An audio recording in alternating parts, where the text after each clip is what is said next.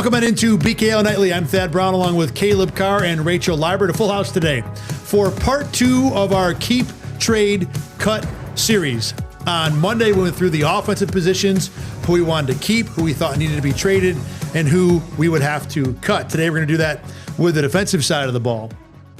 Here are the rules for the show here, and we talked about this on Monday just to review. Caleb wasn't here, so he needs to pay attention more than everybody at home. You have to keep, trade, and cut one member of each position group.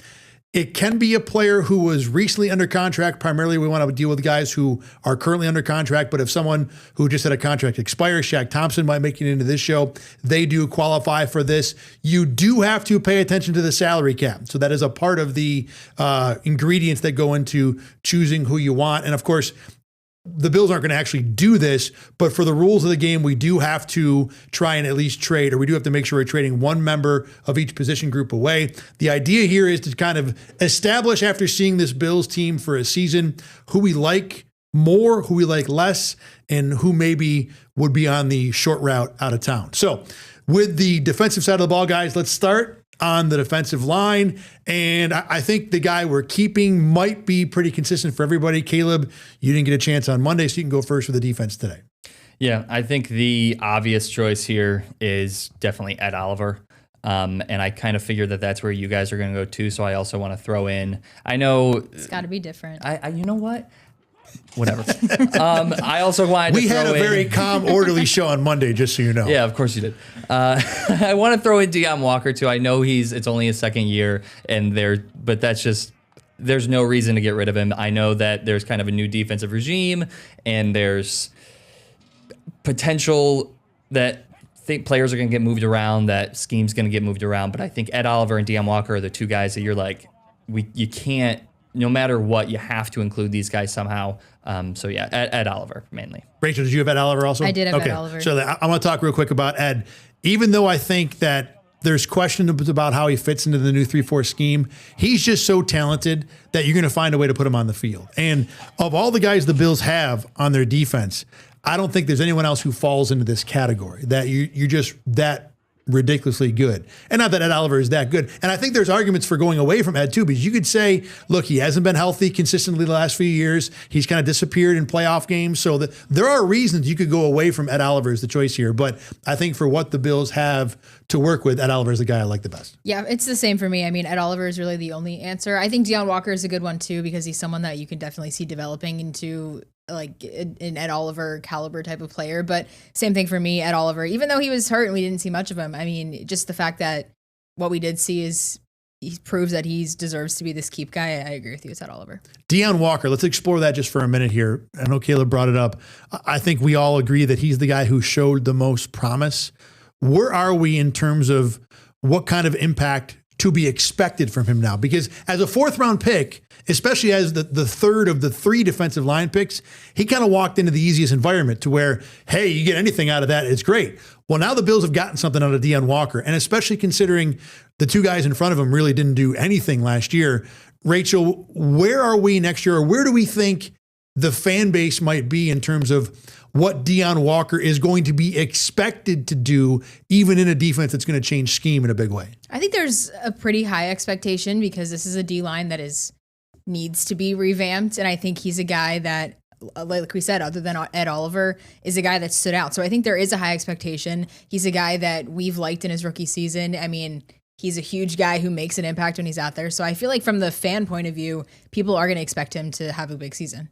Yeah, I agree. I think the expectation should be that he's a quality, I won't say high quality, but that he's a quality number 2 D tackle behind Ed Oliver. I think, like Rachel said, this isn't a D-line that's thriving at D tackle outside of Ed Oliver, so he should be able to pretty easily take over that role. Like, there's not anybody that he needs to beat out for it, and I think based off what we saw last season proved that although he might not have been that at all points last year, he has the potential to be a good number 2 option behind Oliver. One of the reasons I brought up expectations of the fan base is that it's different from my personal expectations. I'll get into that in a second, but I think you kind of hit it with people are going to expect Deion Walker to be a playmaker, not just occasionally, consistently. Yeah. And with Ed Oliver being the only bar that would not be expected for him to surpass, he's got to be a guy that week after week is impacting plays, tackles for losses, sacks, pressures. He's got an opportunity to knock balls out of the air too. We've seen that a couple of times. He needs that. The thing I want to see, more consistency as a run defender. You need to be that guy in the middle of the defensive line that is plugging holes, that has really become the staunch anchor of that run defense because of the size and a little bit because of the new defense that the Bills are going to play. All right, let's move on to who we're trading then. It gets much more difficult at this point. Rachel, you can go first. This is a tough one. I mean, there's so many guys that are free agents that it's like, who do we trade? I mean, the only guys that I really have on my radar, which I don't feel like I really want to trade, but maybe you're kind of just falling into this.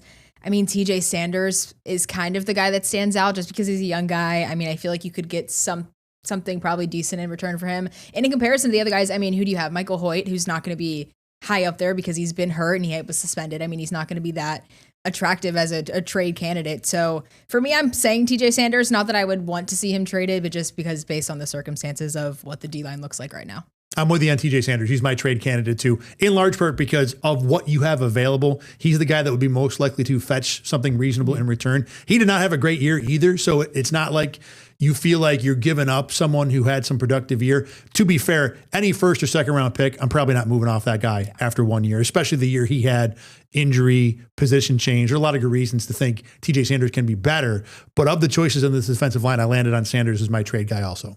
Yeah, I went Sanders too. I mean, I spent, not even exaggerating, like probably 10 minutes trying to find another option because like you don't want to trade away your second round guy. I know he didn't really produce this year, but you still at one point believed in him enough to take him in the second round. So I feel like that belief has to still be there, even after just one season, it has to still be there. But there's nobody else like Rachel, I like how he's attractive. Like there's no one else that's attractive enough to go for. So I think it has to be Sanders. If we have to put a guy in there, it's going to be Sanders. I think I'll push back on the idea that there has to still be optimism because it's a different coach. It's a different defensive scheme. I don't care where you think Brandon Beane's control of the 53-man roster was. Sean McDermott had input for sure. So that guy is gone. The guy who was probably instrumental in getting TJ Sanders drafted is no longer there. So I don't think it's off the table that he would get traded in this way because of what you're doing defensively. And I do have concerns about whether or not he would fit this defense. He only played a 4-3 in college. So this is not something that's familiar to him. I think there are ways to make it work, but I don't think it'd be a stunner if TJ Sanders got traded just because of the changes the Bills are making on the coaching staff. Who are we cutting off the D-line? Caleb, you can go first. I struggled with this one too. I think I'm going to have to say Joey Bosa is a free agent this year. I think I'm going to have to say you just let him walk because I think he's getting older. He's probably going to be a little bit more expensive. And I know he was healthy this year, and he was impactful at times. There were like games, I feel like spikes where he would play really good, but he just wasn't always that consistently. And I do kind of feel that the Bills might have struck gold with him just being healthy throughout the entire season. That's a good point. And I don't know if that happens 2 years in a row. Right. And I don't know if you take that risk again. Now, he provided good minutes for you. He had good snaps. He made some good plays, but I just don't know if he's worth the most likely price tag that he's going to have. For the record, guys who are on expiring contracts, for the rules of this game, we're allowed to be used as a cut or a keep candidate. Who are you cutting, Rachel? I mean, I agree with the Joey Bosa take that I think they let him walk because of the health reasons as well. But I went with Dwayne Carter, just health issues too. I mean, he tore his Achilles. That was out for the entire season. We don't know where he stands with that. You don't know if he's ever going to fully recover from that. So I think it saves them $1 million-ish if they cut him. So I went with Dwayne Carter. I went a little bit extreme with needing to cut him, but Landon Jackson's the guy I'm going to let go, only because injury, number one. And number two, I think of anybody the Bills had prior on this defense who doesn't fit a 3-4, to me, Landon Jackson at the top of that list. I liked him a lot as a pass rusher, but he's more of a strength 4-3 edge type guy as opposed to your typical 3-4 lean and mean kind of quick guy. There are ways to make it work, and I don't think the Bills will cut him. And the guys that you both mentioned make more sense for a number of reasons. But I do really worry about Landon Jackson fitting this defense. So I would be okay, considering the injury situation, if the Bills did let him walk. Let's move to linebackers now. Who are we keeping here? This one I think is a little more of a discussion. Caleb, you can go first. Yeah, you mentioned him at the top of the show when you were using your example, and you've mentioned him a couple times when we've been discussing how this show is going to go. So I feel like you're not going to agree with it. I bring back Shaq Thompson for another year. I bring him back. He was the most productive linebacker. And not only that, but I mean, depending on what you do, you probably keep Terrell Bernard in the building. But depending on what you do with some of the other guys, you're probably going to have to maybe bring a guy in through the draft or bring in a younger guy in through free agency. So having a veteran presence there, I think, is big. And Shaq Thompson proved that he's still able to play. I don't think his price tag is going to be too high. You might have to move some stuff around to make it work. But I think you try to find a way to make it work. I don't disagree on the player. The reason I don't put Shaq Thompson here is because of the price tag. Yeah. I don't think you're going to be able to justify in a year where you might need 3 defensive linemen and 3 receivers paying what will probably be substantial money to a linebacker who I think fits in the defense and is a good player, but is still on the wrong side of 30 and could decline at any moment. Linebackers tend to age better than other positions, so I'm not as worried about that. I just don't want to spend the money on Shaq. Who are you keeping, Rach? I'm keeping Terrell Bernard. I think it's kind of maybe the obvious one just because of the money involved. I mean, if they're obviously not going to cut him, it's going to cost him a lot of money. I don't think he would. I mean, just because the linebacker room, like you said, these guys Shaq Thompson, okay, he's a free agent, but he's going to be expensive. I think the guys that made the impact this year are guys that aren't going to be on contract. I mean, you have Matt Milano, who is another free agent. I mean, Thompson being one. I agree that I think Thompson could be maybe justified worth the price just based on the state of the linebacker room. And Terrell Bernard, the main point I have is just because of the money involved. I think he didn't perform as well as we would want him to, but I think he's a team captain. There is an expectation for him. I don't see the Bills getting rid of him, so that's why I chose to keep him. Going back to the money, remember, we got to sign 2 offensive linemen, too. They have 2 guys who are free agents. Yeah. So I think when all that stacks up, I have a hard time getting back to Shaq. TB, I understand. I think that makes sense. I went with Dorian Williams as my keep guy, and there's more to it than that I'll get to in a second here. I like how Dorian could potentially be a 3-4 edge rusher. I really think that if you take a guy whose best quality was, we're going to let your hair on fire and just let you run around, if you can tell that guy, go get to the quarterback, I think he could be really effective, or at least I want to see. Now, this isn't necessarily I'm picking Dorian because I think he's the best choice, but when we play the keep, trade, cut game, right, I got to trade somebody. So to me, I landed on trading Terrell Bernard just because he was the guy that I felt could most likely get something. Yeah. Not that I want to get rid of him. Again, this is a guy that's a smaller linebacker. I don't know if he fits the 3-4 as well. He's been kind of beat up lately. I've thought the fan base has overrated how good he's been from the moment he became a starter. He's solid. He's not great. So I feel like I can move on from him, get something reasonable, and still have an opportunity to build a solid linebacker core. So I went traded Terrell Bernard. I like what you said about Dorian Williams going to kind of an edge position, but if we're talking if he were to stay strictly linebacker, he's my trade candidate just because we haven't seen a whole ton of production out of him at the linebacker position. And I think he's young enough where he could, outside of Terrell Bernard, I agree that Terrell Bernard's probably the guy that has the highest value on the trade market. I think Dorian Williams, with how this linebacker room looks, he might be the second highest just because he's young and he has done some good stuff. Everyone else in the linebacker room is either not played at all or is super old. So for me, I went Dorian Williams just for kind of that reason. And that makes sense too. And for the record, I think Terrell Bernard will have a role in this defense and has the athleticism to be a part of it. But for this exercise, I had to trade somebody, so I went TB. Who are you trading, Rach? I agree with both of you, but by default too, I went with Dorian Williams. I mean, I like Dorian Williams as a player. I think your edge rusher point is a good one. I like that as well, but just by default, he's the trade candidate because I do think, like you said, second highest value for looking at TB and him. I think he does fall into that, so I'm trading him. So let's move on to who we're cutting, and Caleb's suspicion is correct. I'm cutting Shaq Thompson only because of money. Only because I just don't think I could pay him. It has nothing to do with the player. If there was no salary cap, I'd 100% want him around. I'd want him to potentially have a chance to start. And at the very least, he is the best veteran depth you can find at linebacker right now. I'm going to go Matt Milano because he would be cheaper to bring back than Shaq Thompson, but a lot of the similar things other than the fact that he didn't play good this past season. He's old. As good, for sure. Good. He's older. He's got some injury problems. This one really pains me because Matt Milano, as a Bills fan for a while, Matt Milano's always been one of my guys, but he just isn't really making enough of an impact. And I think a new defensive regime coming in kind of get a fresh start, and Milano might be one of those guys that gets kicked out the door with that fresh start. Fresh start is a good thing too. When you're moving on, Milano does feel like the kind of guy that you want to leave in the past, not because he can't play or you don't like him, but it just feels like the right time to draw that line. Rach? I'm with the Matt Milano. I kind of was torn between Matt Milano, but I also am kind of leaning towards Buffalo Joe Andreessen.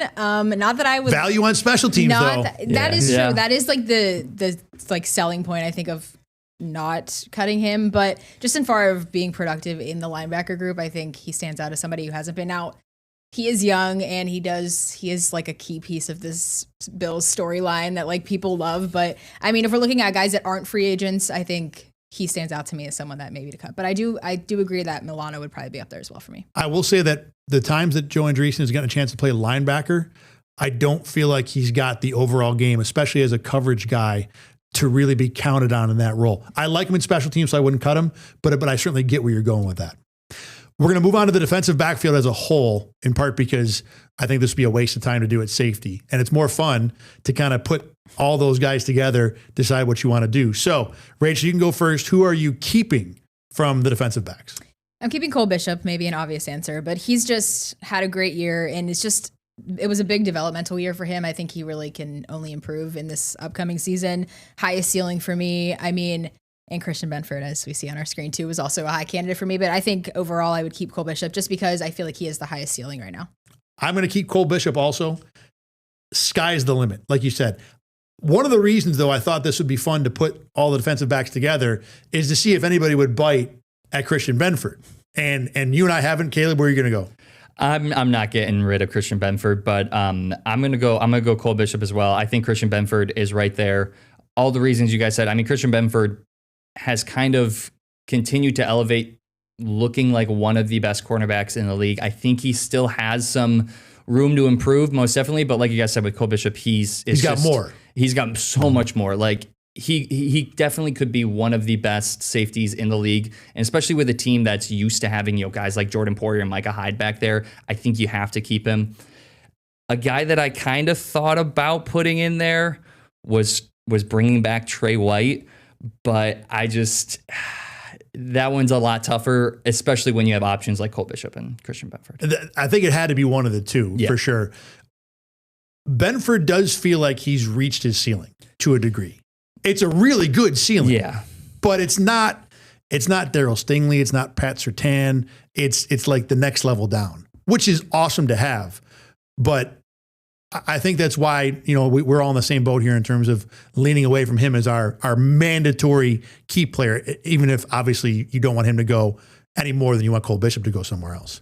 I think the biggest area that he can improve is probably just consistency, like consistently being the top guy. Because we saw like points this past season where I was like, all right, is he like there were down stretches of him here or there. So I think just the best area that he can improve probably is consistency. I think the other part of it too is we're going to see him in a different defense this year, an opportunity to press more. With the Sean McDermott defense, there was always help. So he was never quite on the island enough to say, wow, look at the skills that he has. I don't know how much more we'll see that this year because he's proven to be such a good corner in the role he had already. I think we will see more just because of how the defense is going to be. But Benford has not had the opportunities to be the Surtain Stingley kind of guy. Rachel, who are we trading from the defensive backfield? Who are we trading? Taron Johnson. Final answer. This was a tough one too. I mean, he's just maybe has the highest value to trade, and his production's gone down, at least in the last, I think, 2 seasons. Don't know where he's going to fit in with this new defensive scheme. Like I said this before, I don't necessarily would want to trade him. I think he's, been a decent player, but I think looking overall, he would be maybe the guy that could potentially give you in some better assets on the other end of it. This one was also really tough for me. And I'm going to preface that my answer is kind of a weird one because the priority should be to, like we said, fill up positions at defensive line, get good linebackers, make sure that the offensive line is good, make sure the wide receiver line is good. Like that should be the priority. But if you want to focus on, like I said, really upping that safety position and bringing in a really good player next to Cole Bishop, my trade candidate would be Taylor Rapp to free up that spot, free up the money, and then see if you can bring in a guy that I like Rapp. I think he's a solid safety. I think there's definitely opportunity to get better than him. So I'm going to go with Taylor Rapp. Like I said, frees up a little bit of money and just opens up that spot to potentially bring in a guy to really up that safety position with Cole Bishop. Again, that shouldn't be the main priority because there's so many other needs on this team right now. But if for some reason you're like, I really want those safeties to be like back in the good old days with Hyde and Poyer, then Rapp would be my guy. This is a good debate because I'm on the Taron Johnson side. And I don't think either of these are wrong, but I think this is a good debate because these could happen. Taron Johnson, I think, is legitimately a possibility to be somewhere else because the nickel in a 3-4 doesn't always have the same type of role. And to Rachel's point, I think we've started to see maybe the decline of Taron Johnson's career. He was my trade candidate because also I think this is probably the last year where if you wanted to trade him, you get something of value. I think after this, it might be hard to do going forward. Even if he doesn't decline, he would just be a year older.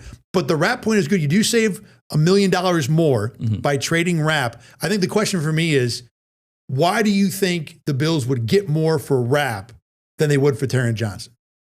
Because I think Taron Johnson's still the better player. I think Rapp's more solid but replacement level, whereas Taron has been an all-pro like 2 years ago. It's still recent enough that I think you get more for Taron. But I'm open to the Rapp side of this. I don't necessarily think. I guess you probably wouldn't get more if you're talking strictly value on the open market, like what can I get at this position, then I guess you probably can get more for Johnson. You are saving Rapp. More in the salary cap. It's only $1 million, but it is more. Yeah, it's not nothing. I don't think you can get more for Rapp. I don't think you can get more for Rapp. I think at this point, Johnson is the guy. And like you guys said, this is probably the last year. So if you want to get the absolute most value out of the trade, then it's Johnson. But I just for the sake of the game, I went a little bit different direction with just instead of trying to get the absolute most value, let's just see where we can take out a guy and potentially plug in an even better guy. So for that reason, I did cut Taylor Rapp. That was my cut guy, to save the $3 million. Yeah, right. And now with the Rapp, in terms of bridging this over into what might actually happen, I wouldn't release him right away.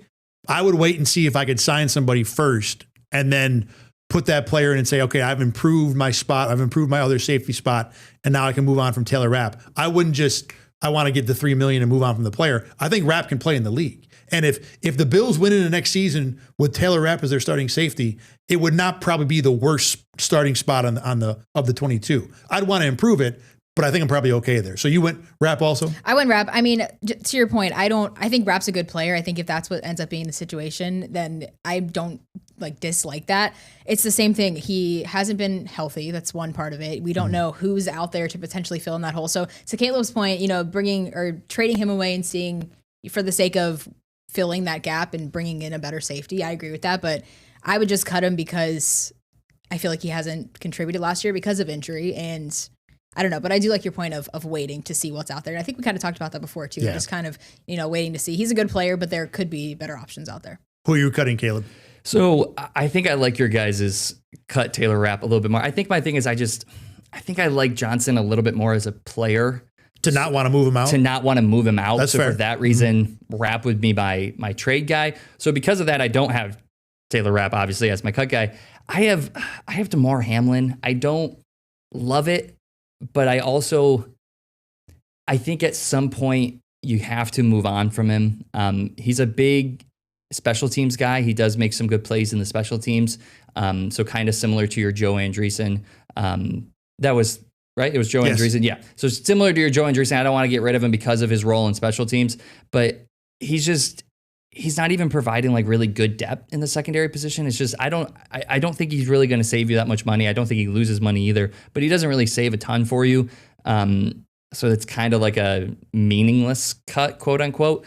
But he's just not really doing anything for me. And I don't know how long you keep trying to get something. Were it not for Taylor Rapp, Like in your spot where you don't want to move on from Rapp and Johnson, I would have had a hard time moving on from guys too. I thought about cutting Jordan Hancock for a little while just because how poorly he played his rookie year. I like him a lot. I don't want to cut him, but I thought about that for the sake of this exercise.